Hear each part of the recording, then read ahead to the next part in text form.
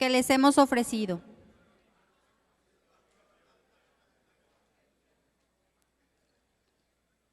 Las personas que están allá en la mesa de la cafetería, por favor.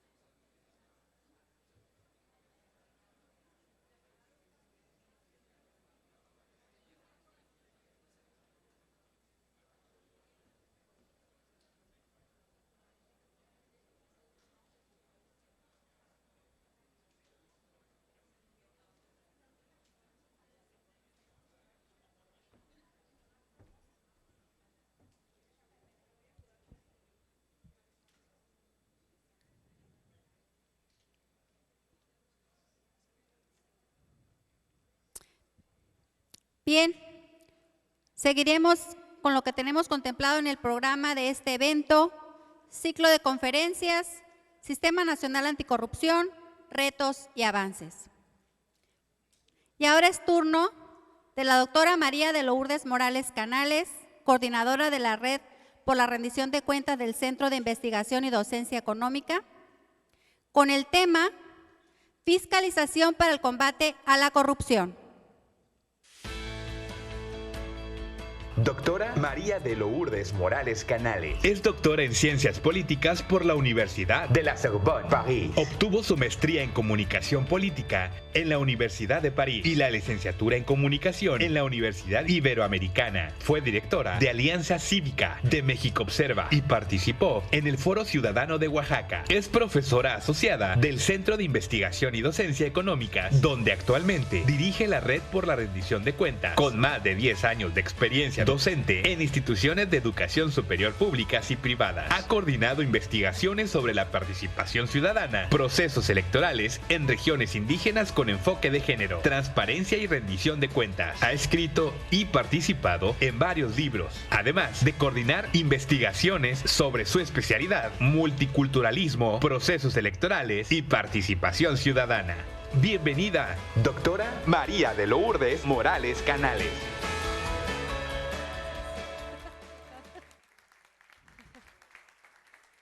Gracias. ¿Qué tal? Pues creo que ya lo ves, sí. ¿Qué tal? Pues buenas tardes a todos. Muchas gracias por esa amable introducción. Yo les decía a mis colegas, no, pues yo no mandé fotos, pero ya veo, los mapeos no solo sirven para fiscalizar, sino también para estar sacando fotos de internet. Pues muchísimas gracias por la invitación. Agradezco mucho a la auditora, que además hay que decir que es muy meritorio que sea de las pocas mujeres que encabezan una entidad de fiscalización superior en el país.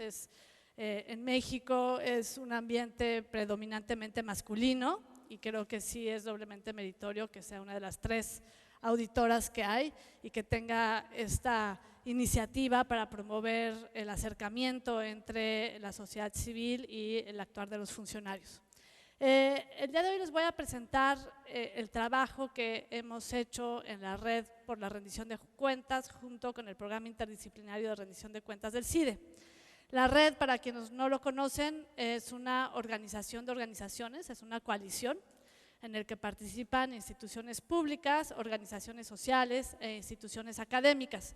Y se creó en el 2011 formalmente, aunque los trabajos empezaron previamente, para generar un espacio de diálogo, de interlocución y de propuesta para que hubiera una propuesta de política pública de rendición de cuentas para México.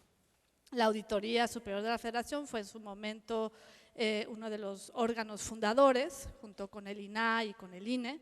Y bueno, si hiciéramos un balance de qué pasó con estos trabajos, podríamos decir que a finales del sexenio pasado, de todas las propuestas que hicimos inicialmente a partir de la deliberación y del diagnóstico compartido, pues al menos de las 19 que presentamos, 17 son hoy en día una realidad de ley o una realidad de modificación institucional. El lado positivo nos podría llevar a decir que entonces ya existen las condiciones para que haya rendición de cuentas y combate a la corrupción en México. Sin embargo, sabemos que en México es relativamente sencillo hacer leyes y es relativamente sencillo hacer cambios. Lo complicado es que estos cambios se traduzcan en rutinas, se traduzcan en procesos y sobre todo en cultura organizacional. Las leyes por lo general se hacen a partir de ideales normativos o buenas prácticas, a partir de buenos diagnósticos, y pocas veces se considera el impacto que hay al interior de las organizaciones. Entonces, primero les voy a presentar las discusiones que tuvimos al interior de la red y en el PIRC sobre qué podríamos proponer para combatir la corrupción desde sus causas y posteriormente los ejes principales de la política nacional anticorrupción que nosotros pusimos sobre la mesa al Comité Coordinador del Sistema Nacional Anticorrupción y también en la mesa de algunos comités en los estados, y posteriormente cómo se puede alinear esto con el programa sectorial que presentó el gobierno federal hace unos meses, el 30 de agosto para ser precisos, menos de un mes, el 30 de agosto, y de ahí qué es lo que estamos viendo en materia de fiscalización. Espero que me alcance, ahí está, espero que me alcance el tiempo y ser lo más clara posible. Bien. Cuando hablamos de corrupción, ya Rosy les hacía un acercamiento inicial de qué es esto de la corrupción y cómo son las relaciones entre, diríamos en la teoría, entre agente principal, ¿no? Entre el corruptor y el corruptible, y cuáles son los contextos en donde esto se desarrolla. Nosotros pensamos que, no estoy esquizofrénica con lo de nosotros, sino que estoy tratando de reconocer el trabajo que hicieron todos los colegas que participaron, no soy yo sola, ¿no? Entonces, en la red pensamos que la corrupción, más que un concepto teorizable, que sí hay mucho trabajo y mucha literatura al respecto, tiene que verse como un problema público. Y todo problema público lo que busca en las políticas públicas es una intervención institucional para cambiar un curso de acción. Es decir, no se trata solamente de ver las consecuencias de la corrupción y más en un contexto en donde, por ejemplo, ese ejemplo que ponía Rosy, entre agente principal en una cárcel, más en contextos de desigualdad, no puede haber el mismo nivel de corresponsabilidad entre un corruptor y un corruptible, ¿no? Y más sobre todo cuando no hay opciones, ¿no? Entonces, como problema público, esto implica ver a la corrupción como un fenómeno sistémico que funciona como sistema, y por lo tanto hay que verlo en distintos ángulos que permita explicar cuáles son las causas que generan el fenómeno de la corrupción. Entonces, la definición más general, y es la que todos conocemos, la que utiliza Transparencia Internacional, es que la corrupción es una forma de apropiación de lo público para obtener un beneficio personal. Esa es una definición que nos permite entender cómo pueden ser las distintas manifestaciones, y de ahí hay muchas variantes. Puede ser la desviación de los recursos públicos, puede ser la entrega de favores para obtener un beneficio, puede ser la desviación de las responsabilidades de un funcionario para favorecer a grupos, es decir, tiene muchas variantes, pero concretamente nos remite a la misma descripción general, que es la apropiación de lo público, la apropiación indebida de lo público.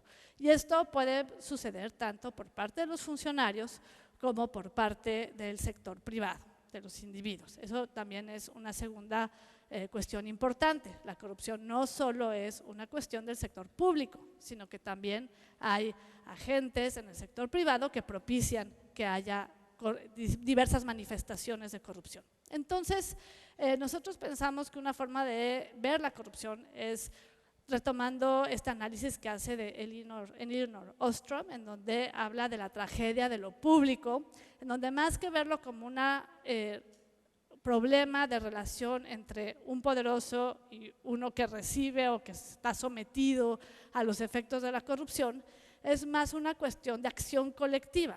Tiene que ver con muchos comportamientos, muchos agentes, normas, contextos que producen que las acciones contrarias a derechos se reproduzcan y funcionen en una especie de forma paralela, una legalidad paralela al Estado.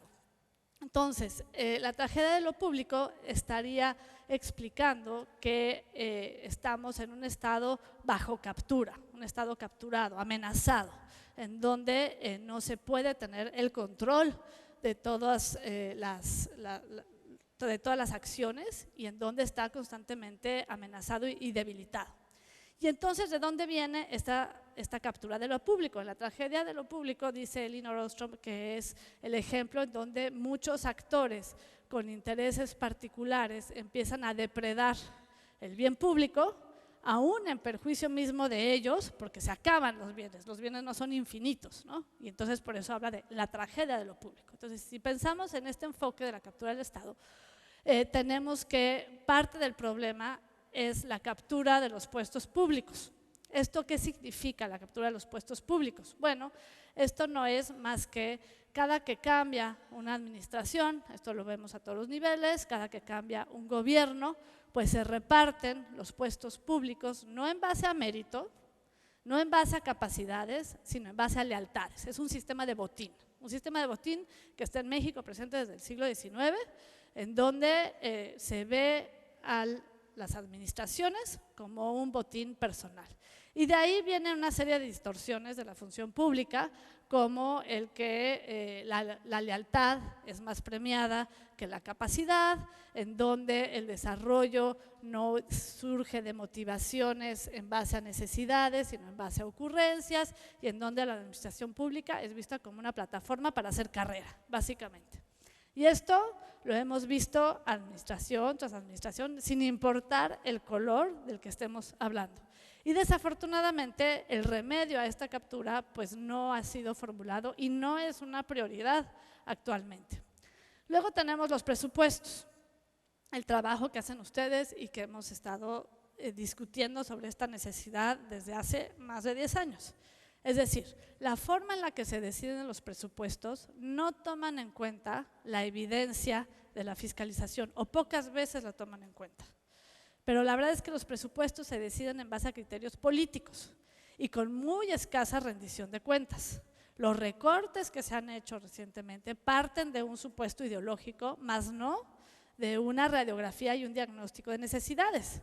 Y algunas instituciones pues las han metido en un brete enorme porque les cayó un recorte y las paralizaron básicamente. Y siguen con esta dinámica en otras áreas. Vamos a ver ahora la discusión sobre los presupuestos. Pero el caso es que no se rinden cuentas y no se toma en cuenta evidencia para que el presupuesto pueda cumplir con las prioridades de la política, cualquiera que sea el color del gobierno que esté en turno, la prioridad del proyecto político, pero sí basado en evidencia. Luego las decisiones, se toman decisiones y pocas veces se justifican estas decisiones, solamente se comunican, mas no se justifican, y finalmente el eslabón más débil en nuestro sistema de rendición de cuentas es la justicia. Tenemos serios problemas de capacidades de investigación y serios problemas para generar una igualdad en el acceso a la justicia. Precisamente el día de hoy se cumple el aniversario de Ayotzinapa y lo que pasó la semana pasada es un insulto no solo a las víctimas, bueno, familiares de las víctimas, sino a todos los mexicanos. Se cayeron los casos por errores y falta de capacidades en investigación. Y esa es una evidencia que va a marcar a este gobierno por donde le busquen. Los asesinos están sueltos y parte de los que participaron están libres, seguramente con la posibilidad de volver a cometer delitos. Entonces, bueno, ¿qué es lo que se quiere? Se quiere transitar hacia un régimen universalista. ¿Qué es esto? Bueno, que el interés privado no vulnere la autonomía del Estado y que se pueda garantizar el ejercicio de derechos a todos por igual, ¿no? Y de ahí, inicialmente, hicimos una serie de diálogos y propusimos ejes de trabajo para que la profesionalización estuviera en el centro de cualquier estrategia de combate a la corrupción, y profesionalización basada en el mérito, las capacidades, la capacidad de crecimiento, las necesidades de las instituciones públicas. Después habíamos dicho fincamiento de responsabilidades, pero luego vimos que era más útil ver el sistema de alertas, o sea, cómo se genera información para la prevención de las conductas de corrupción. Luego, los puntos de contacto, que hemos insistido en que es como el área de corrupción relativamente más sencilla de atender, porque es la que más daña a los gobiernos. Los puntos de contacto es lo que en su momento en literatura se llamó como pequeña corrupción, porque es como corrupción en corto, pero en realidad no es tan pequeña, porque son montos enormes de recursos que se destinan en hacer trámites, en destinar sobornos, en sacar permisos. Entonces, los puntos de contacto es esta ventanilla de contacto entre el ciudadano y directamente con algún servidor público. Cuando vas a pedir algún servicio, cuando vas a la clínica de salud, cuando te enfrentas a un policía y empiezan estas transacciones, ¿no? Y luego, en sintonía con lo que presentó el maestro Barriga, la corrupción en redes. Y esto es muy importante, la corrupción no es por lo general, y más cuando funciona de manera sistémica, una cuestión de individuos, sino que funciona a través de redes. Entonces, todas estas soluciones de sean buenos, pórtense bien, sean honestos, piensen en su mamá, pues la verdad es que no va a acabar con este tipo. Bueno, sí piensen en su mamá, porque siempre es bueno pensar en las mamás, pero eso no va a solucionar el problema, para nada. Y bueno, las fases tienen que incluir la parte preventiva, la parte de detección, corrección, que eso es siempre como, hay un vacío enorme en la parte de corrección, y finalmente investigación para la sanción. Entonces, con estas premisas fuimos a distintas universidades y organizamos 12 foros en entidades federativas y empezamos a discutir en base a experiencias locales sobre cómo se podía aterrizar de mejor forma una estrategia de combate a la corrupción. Esto es, ahorita regreso a esta. Y entonces definimos que había al menos 7 ejes estratégicos para una política de combate a la corrupción. Lo primero es, en el tema que ahorita lo van a ver con el licenciado Andrade, el tema de la claridad de mandatos y procesos para la responsabilidad. Es decir, nosotros no podemos exigirle a un funcionario que sea responsable si no tiene claridad de cuál es su mandato, si no sabe cuáles son los procesos.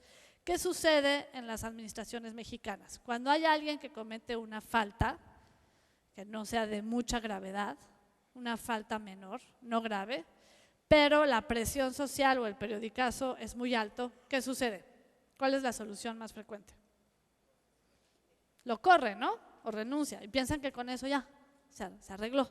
O bien, al pobre ser que firmó la hoja, pues se lo agarraron de bajada, pues a ese, ¿no? A ese va. O sea, hablando de la estafa maestra, ¿quiénes fueron los primeros investigados y procesados? A unos seres que les habían falsificado las firmas y a quienes no les tomaron en cuenta la evidencia, ¿no? Así.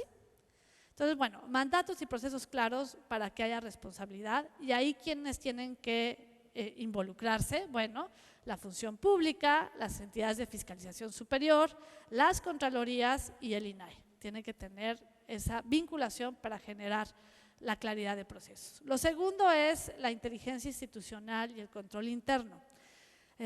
Todos los documentos y análisis que hay sobre el papel del control interno en la prevención nos enseñan que el control interno muchas veces está centrado en procesos o en conductas poco relevantes que no sirven para la prevención, sino nada más para sancionar a los funcionarios. O sea, el hecho de que la mayoría de sanciones estén dedicadas a personas que entregaron mal su declaración patrimonial, pues nos dice mucho de en qué se gasta el tiempo, ¿no? Y lo poco que funciona para la prevención.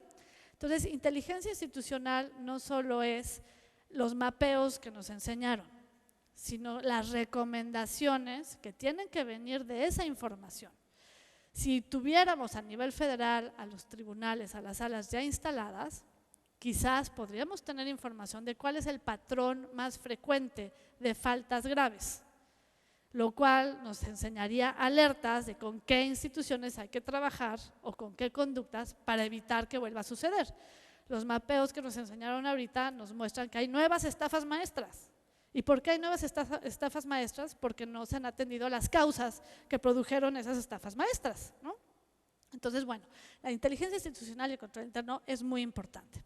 Luego tenemos la profesionalización de la administración pública, ya lo dijimos, la Secretaría de la Función Pública tendría que avanzar más en ese camino, pero sí se requiere una nueva ley. Sí se requiere una nueva ley porque la ley anterior se centró demasiado en el ingreso y muy poco en la permanencia y la profesionalización de los funcionarios. Y luego pues, se aplica la excepción del artículo 34, en donde se volvió la norma, alrededor del 30% de las contrataciones se hacen a través de una excepción y entonces es una simulación, Entonces, si no hay una nueva ley, al menos se podrían instalar acciones de profesionalización en donde pueden involucrarse las contralorías estatales. Luego tenemos los medios de denuncia, investigación, corrección y sanción. Hay muchas ventanillas que están ahorita desarticuladas. En la Secretaría de la Función Pública hay una especie de obsesión por la denuncia. Denuncien, denuncien. Y dices, sí, muy bien, denuncien. Pero después de la denuncia tienen que pasar cosas, ¿no? Después de la denuncia tiene que haber una investigación, un proceso, hay que ver qué pasa, de dónde viene, si está bien sustentada, si no trae jiribilla, solamente jiribilla política. Y entonces ahí tiene que haber una estrategia entre las entidades de fiscalización superior, las fiscalías anticorrupción y los tribunales superiores de justicia administrativa. Esto pensando en el Sistema Nacional Anticorrupción y los sistemas estatales. Y luego la vinculación interinstitucional, en donde a pesar de que ya están integrados, sobre todo aquí el Sistema Estatal Anticorrupción, aún detectamos muy poca capacidad de compartirse información. No lo sé de cierto en el caso de Sinaloa, pero en otras entidades no se comparten información. O sea, los integrantes del CPC les ruegan de por favor, pásenme los datos, pásenme la información y no les pasan la información. Entonces, ¿cómo van a hacer estrategias compartidas si no tienen todos la misma información, ¿no? Entonces, se necesitan más estrategias de vinculación interinstitucional. Y luego creemos en dos ejes que son fundamentales y que son transversales, que es rendición de cuentas, pero principalmente en las instituciones encargadas del combate a la corrupción y vigilancia ciudadana. Aquí, ¿qué es lo que hemos visto? Bueno, que en casa del herrero asadón de palo, ¿no? No todas las instancias que conforman el sistema cumplen con sus obligaciones de transparencia, no todos cumplen con las nuevas obligaciones en materia de archivos, hay cuestiones bastante cuestionables en relación a compras públicas, en profesionalización, ni se diga, cotos para cuates y cuotas que dañan mucho el desempeño de las instituciones. Y bueno, en el tema de participación ciudadana mejor ni hablamos. O sea, yo entiendo que el tema de participación ciudadana es complejo y que no se puede activar la participación ciudadana por decreto ni por buena voluntad. O sea, sí se requiere una estrategia y una política. Algunos piensan que solo con un tuit ya estuvo, ¿no? Con eso ya están participando. Pues no, es un poquito más complejo. Y en ese sentido hay muchas estrategias que se pueden desarrollar, desde algunas que ya mandata la ley, en particular las estrategias de gobierno abierto, hasta otras que pueden desarrollar con universidades, con organizaciones, con grupos ciudadanos, con comités, y que son necesarias primero para la retroalimentación y segundo para tener una vigilancia externa que siempre ayuda a la mejora del desempeño. Ahora que veía estas gráficas de las nuevas redes de desvíos de recursos, pensaba, ¿y cómo van a escoger qué casos sí y qué casos no? Porque es un poder político muy impresionante, ¿no? La mejor forma es abrir la información o justificar por qué uno sí y por qué no. Eso es muy importante para la defensa de las instituciones y todavía no se entiende o no se quiere. Muchas veces a la participación se le ve como un estorbo más que como una alianza.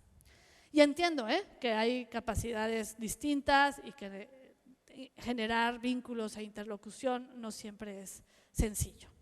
Pero bueno, entonces, nada más quería enseñarles la parte cuando hablamos de las percepciones de corrupción y las realidades de corrupción. Rosy nos mostraba esta estadística que a mí me sorprendió muchísimo, de Transparencia Internacional, sobre la posible reducción de la percepción de la corrupción en México. Es cierto que existe un discurso público en el cual se dice que la corrupción ya se acabó, ya no hay corruptos, ya fuchi guácala, ¿no? Ya no hay, ¿no? Y pues sabemos que no es tan sencillo. Y es cierto que las políticas de combate a la corrupción están como en medio de una tensión entre la ciudadanía agraviada, harta de que no pase nada, y el gobierno que tiene que dar respuestas y que su legitimidad está en juego cuando no empieza a dar resultados, y más cuando el eje fundamental es el combate a la corrupción. Entonces, esta tensión lleva a veces a decisiones en donde el castigo en la plaza pública pues sí da dividendos, ¿no? Y el castigo cuando trae dedicatoria política pues más, porque matan 2 pájaros de un tiro. Entonces, sí es sorprendente que el discurso sumado a el proceso de casos como Juan Collado, como Rosario Robles, generen ese efecto, pero la percepción finalmente es percepción y la realidad no se alcanza, ¿no? Entonces, esta estadística viene de la encuesta nacional de calidad gubernamental que hace INEGI y mide solo un porcentaje de la corrupción, lo de puntos de contacto, y no todos los puntos de contacto, porque aquí no vemos policía y no vemos ciertas cosas, ¿no? Es interesante cómo en Sinaloa se redujo, esas son realidades de corrupción, no percepciones. Esta encuesta, como saben, se hace a usuarios afuera de las instituciones y les preguntan, oiga, ¿usted le pidieron un soborno para hacer el trámite? Dicen sí o no, o sea, punto, no hay más. Y de 2015 a 2017 hay que ver los resultados ahora de 2019. Sinaloa se redujo a diferencia de la tendencia nacional, porque la tendencia nacional, ahí está, la tendencia nacional es que aumentó. Y el monto de recursos que se fue a sobornos pues fue de 7.218 millones de pesos, es decir, 2.273 pesos por persona afectada. Y el rango, los estados con más trámites y sobornos, más sobornos en los trámites, pues son los que están en rojo, y Sinaloa estaría pues en la tabla de hasta abajo, ¿no? Pero bueno, eso no quiere decir que se hayan solucionado todos los problemas. ¿Cuáles son las áreas en donde más se presentan quejas por sobornos en el caso de Sinaloa? Pues el contacto con autoridades de seguridad pública, en donde se concentran el mayor número de casos de soborno. Los trámites vehiculares, lo cual es extraño, los trámites vehiculares, y el pago de tenencia o impuesto, o impuesto vehicular. Entonces, eso es muy fácil de atender. Bueno, claro, si hay voluntad y si se toma la decisión. ¿Cómo se atiende? Pues metiéndole lupa, metiéndole transparencia y automatizando los trámites. Así como los pasaportes, que nada más hace uno su cita, te dice tal día ya no tienes intermediarios, cortando las intermediaciones y metiéndole vigilancia.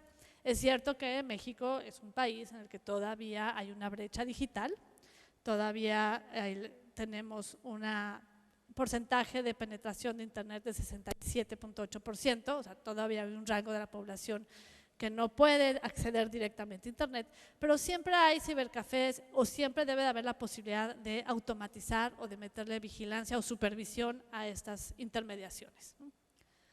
Ahora bien, ¿qué es lo que creemos que es un punto básico para una política nacional anticorrupción eficiente? De verdad, hay muchos estudios, ya se sabe lo que sí funciona y lo que no funciona.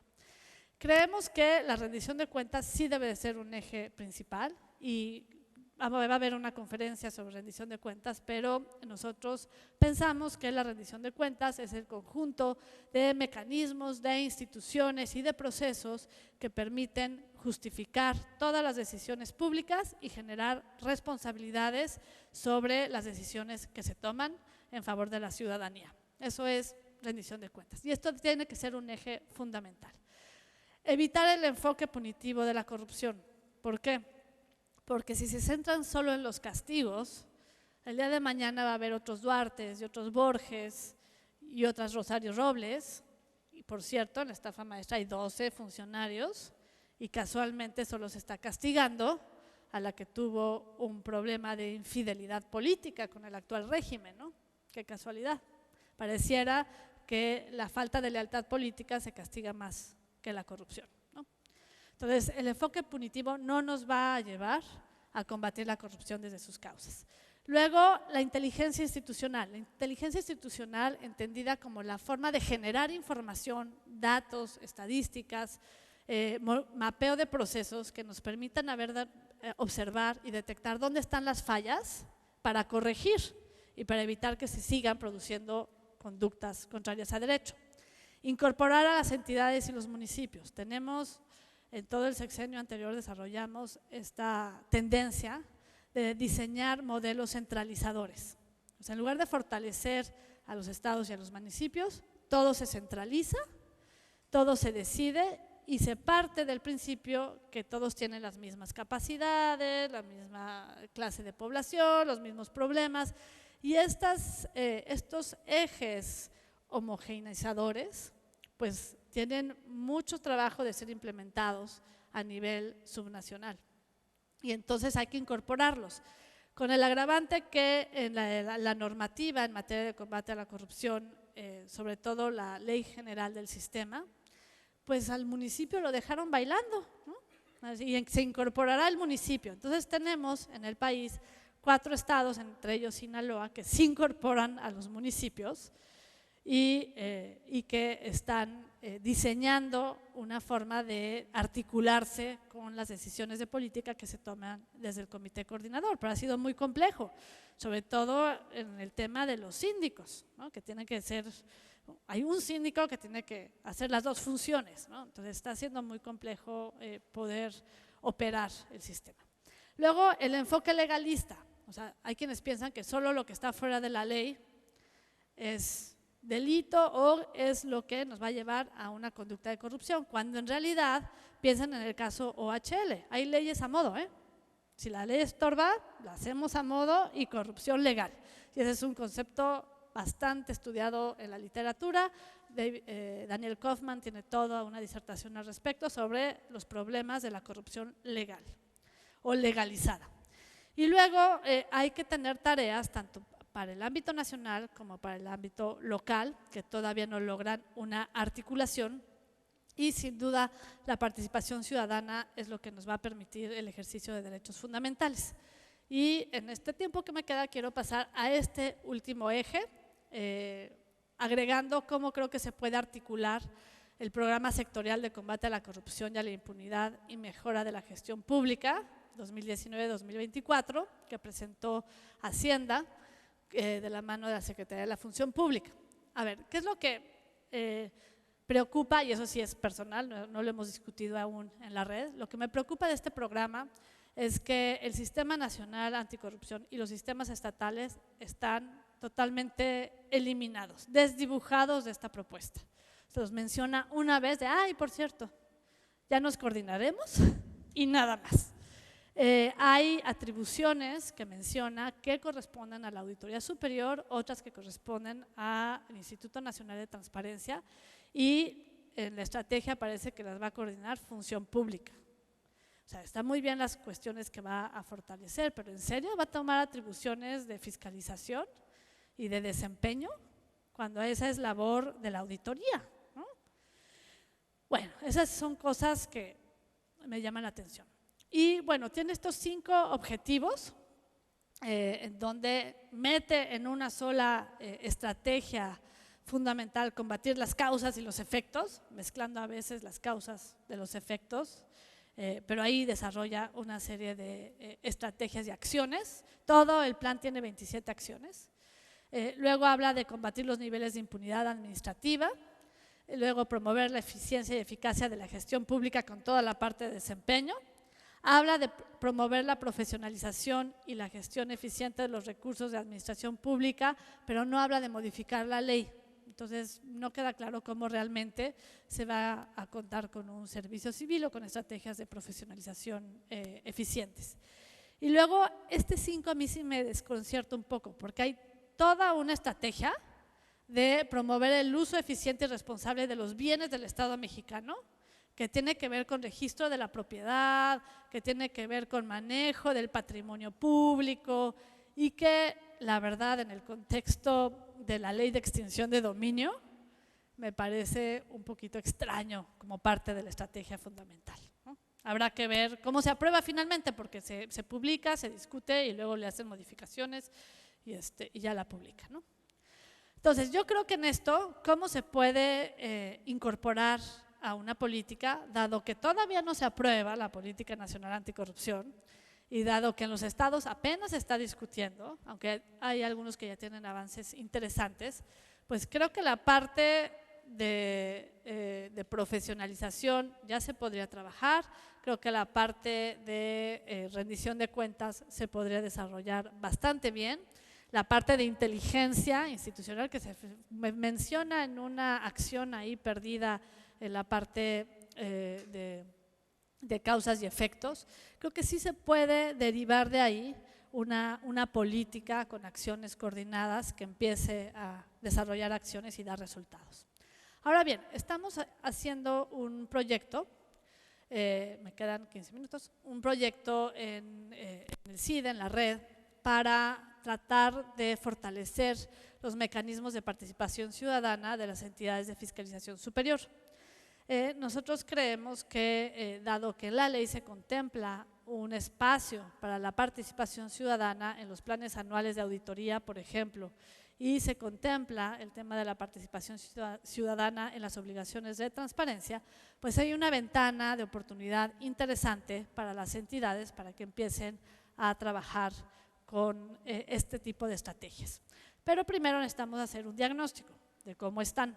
Entonces, con la reforma, el licenciado Andrade les explicará ampliamente el contenido, pues se establece que el Sistema Nacional de Fiscalización tiene que establecer acciones y mecanismos de coordinación entre sus integrantes y tienen que promover el intercambio de información, ideas y experiencias encaminadas a avanzar en el desarrollo de la fiscalización de los recursos públicos del país, ¿no? Entonces, con el Sistema Nacional de Fiscalización se aporta información importante y se generan acciones para poder detonar procesos de investigación en el ámbito administrativo y penal. Y bueno, creemos que el escenario ahorita, o sea, ¿qué es lo que sabemos? Pues que no hay todavía un diagnóstico reciente, hay otros sobre cuál fue el impacto de estas reformas en las entidades de fiscalización superior. No se sabe si todas ya cuentan con recursos humanos y técnicos para hacer frente a las nuevas atribuciones. No sabemos cómo están enfrentando toda la multiplicidad de conceptos y acciones derivadas de la ley, qué tan independientes son más allá de esta idea de que todas están capturadas por los gobernadores y todas obedecen a una línea política, hay que registrarlo si es cierto o no.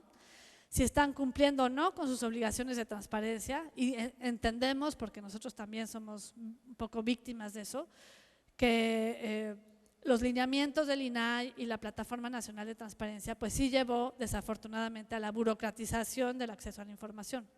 Pero eso no los exenta a que publiquen información de calidad, en datos abiertos, accesible y en base a las obligaciones que están establecidas en la ley. Y bueno, ¿qué tan prioritaria es la participación ciudadana? Partimos del supuesto de que no es prioritaria en muchos lados, pero vamos a evaluarlo. Y tenemos estas 4 dimensiones, que es cómo es la calidad normativa, cuál es la información pública de oficio, si hay mecanismos de participación ciudadana o no, y qué pasa con los resultados de la fiscalización. ¿Para qué sirve? ¿Para qué da los resultados? Entonces, ¿cuáles son los hallazgos? Es que veo que no aparece aquí, en materia de la dimensión normativa en fiscalización y transparencia. Me los voy a aventar de memoria, aunque no aparecen. Lo que hemos descubierto es que la mayoría de las entidades ya hizo su armonización, aunque hay diferencias en algunas. Hay quienes decidieron tomar exactamente el modelo de la Ley Federal de Fiscalización y Rendición de Cuentas y hay quienes le metieron ahí sus sesgos. Preocupa en particular los casos en donde no tienen la obligatoriedad, por ejemplo, de presentar públicamente los informes intermedios. Hay unos casos donde no tienen esa obligación por ley. Y 2 casos, el de Jalisco y el de Chihuahua, que Chihuahua acaba de aprobar su nueva ley hace una semana, 2 semanas, muy reciente, 2 o 3 semanas, en donde la entidad de fiscalización no podía publicar los resultados públicamente hasta que el Congreso no les dijera si habían atendido o no las observaciones. O sea, tenía que todavía calificar la cuenta pública. O sea, se los tenían amarrados. Afortunadamente ya se aprobó y empezarán algunos cambios, ¿no? En materia de transparencia, todos tienen portales, afortunadamente, eso sí ya lo localizamos. Sin embargo, no todos son accesibles. Hay una pésima práctica de al menos 5 entidades de fiscalización en donde decidieron fragmentar la información. En lugar de sacar un consolidado, pasa, bueno, vamos a ver el informe del Ejecutivo separado de otras entidades, de los autónomos. Entonces es muy difícil ver cómo estuvo la priorización de la fiscalización y los resultados. Nos volvemos un poco locos. Y una cosa que es cierta, hicimos solicitudes de información a todos y solo 5 nos contestaron en tiempo y forma, o sea, como si fuéramos un ciudadano de a pie. Entonces, pues ahí hay un problema, ¿no? La información pública de oficio, les decía, todos tienen un micrositio, todos permiten acceder a información pública, aunque la información no está desagregada para hacerla útil al ciudadano. No hay elementos cognitivos, es decir, textos alternativos, un formato que sea amigable para el ciudadano de a pie. No todos los portales cuentan con enlaces externos para hacer uso del mismo para cualquier propósito del Sistema Nacional de Transparencia. Todos los datos están estructurados para ser interpretados de manera automática en cualquier equipo electrónico, eso sí es bueno, o sea, sí se puede interpretar. Y la mayoría están actualizados. Entonces, calificación, más o menos, ¿no? Obviamente esto va a estar ya por entidad, pero no hemos acabado, ¿no? De participación ciudadana, no sé por qué no aparece, pero lo que encontramos es que la mayoría entiende participación ciudadana como buzón de quejas y denuncias. Pocos tienen posibilidad de interactuar con grupos ciudadanos y hasta ahorita no hemos encontrado ninguna entidad, más allá de las denuncias que sí detonan investigaciones, pero de una intención de hacer foros o de discusión para incorporar necesidades sociales a los planes anuales de auditoría. O sea, esta parte todavía no. Y se piensa que la labor de fiscalización pues, es técnica, o sea, es a puertas cerradas, no tiene que estar interactuando con otros actores porque nada más es el auditor y el ente auditado y los diputados, ¿no? Y ya. Entonces, sí vemos que hay un área de oportunidad importante y que no se está viendo. Y en resultados, lo que vimos es que, lo siento, que esto esté así en blanco, en resultados lo que observamos es que la información no está agregada. Muchos han tardado por la armonización en poder empezar los procesos de investigación y sustanciación y en algunos casos todavía no tienen las áreas completamente configuradas y hay una especie de angustia existencial por capacitarse en esos rubros, porque pues ya tienen que empezar a realizar las investigaciones. Si lo pensamos en el contexto en donde hay esta presión del castigo, pues sí tienen una fuerte tensión para empezar a dar resultados y para ser medidos no en términos de recomendaciones, como nosotros hemos promovido, no porque no queramos castigos, sino porque pensamos que es muy importante la parte preventiva y hay esta presión de que hay que castigar y hay que hacer híperas y hay que empezar a mostrar cifras y no van a decir que no servimos, ¿no? Entonces hay esto. Y bueno, otros hallazgos tienen que ver con el tema de la discusión que se está dando en el Congreso, en donde se está diseñando, se está preparando una nueva ley general para centralizar las funciones de fiscalización en la Auditoría Superior de la Federación, bajo el supuesto de que las entidades de fiscalización en los estados no tienen capacidades, solo auditan a modo, no generan recomendaciones. Y a mí me parece que eso hay que hacerlo basado en evidencia y ponderando las prácticas que hay en todo el país, porque no es que todo en los estados no sirva. O sea, sí hay algunas buenas prácticas que podrían quedar en riesgo y que podrían sobrecargar a la Auditoría Superior de la Federación, un poco como le pasó al INE.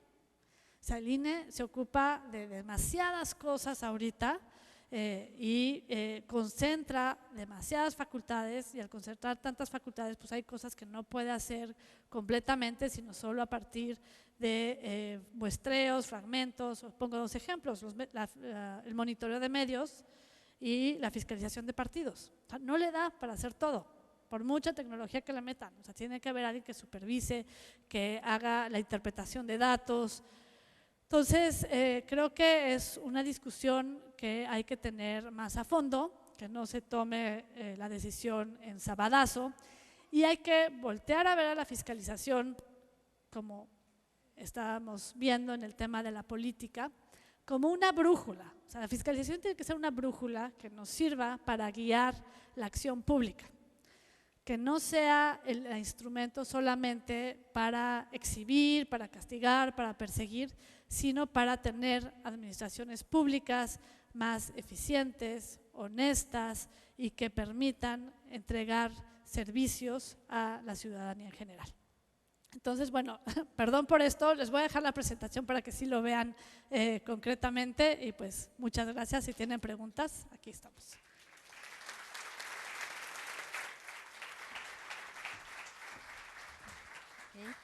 Muchas gracias, maestra. Pues como ella los invitó, estamos en la parte de preguntas y respuestas. Levanten su mano los interesados, por favor, para irnos con el micrófono.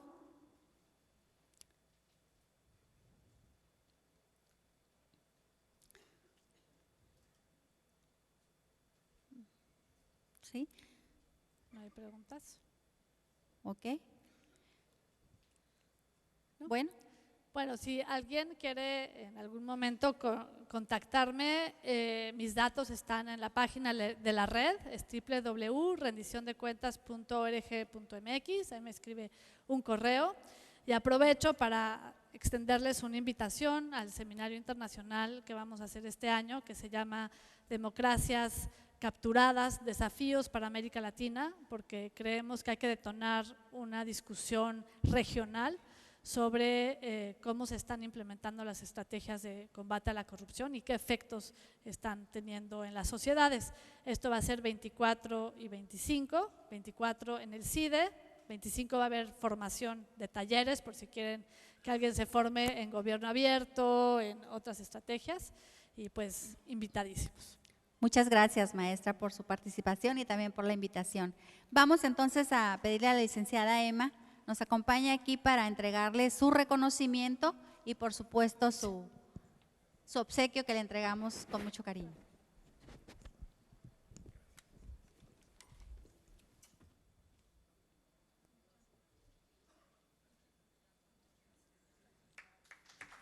Un aplauso fuerte, por favor.